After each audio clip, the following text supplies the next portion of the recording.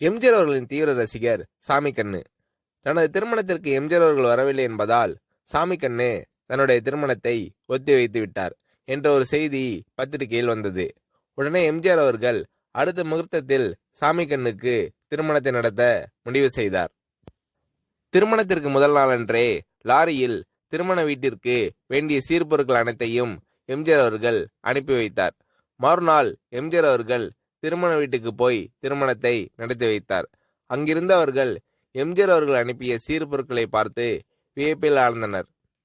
சாமிக்கண்ணு உலகம் சுற்றும் வாலிபன் படம் வரும்போது அந்த படத்தை வெளியிடக்கூடாது என்று திமுகவினர் வன்முறை நடவடிக்கையில் ஈடுபட்ட வேளையில் திமுகவினரால் அடியும் மிதியும் வாங்கி காயம்பட்டு தன் உயிரை பணைய வைத்து போராடியவர். சாமிக்கண்ணுவின் பாசத்தை உணர்ந்த எம்ஜிஆர் அவர்கள் செங்கம் சட்டமன்ற தொகுதியில் சாமிக்கண்ணை வேட்பாளராக்கினார். எம்ஜிஆர் அவர்கள் செங்கம் சட்டமன்ற தொகுதிக்கு பிரச்சாரத்திற்கு சென்றபோது, இங்கு நிற்பது சாமிக்கண்ணு கிடையாது, எம்ஜி ராமச்சந்திரன் தான். எனவே இங்கு நான் நிற்பதாக நினைத்து எல்லோரும் சாமிக்கண்ணுக்கு தேர்தல் வேலைகளை பார்க்க வேண்டும், மக்களின் வாக்குகளை முழுமையாக பெற்றுத்தர வேண்டும் என்று கூறினார் எம்ஜிஆர் அவர்கள்.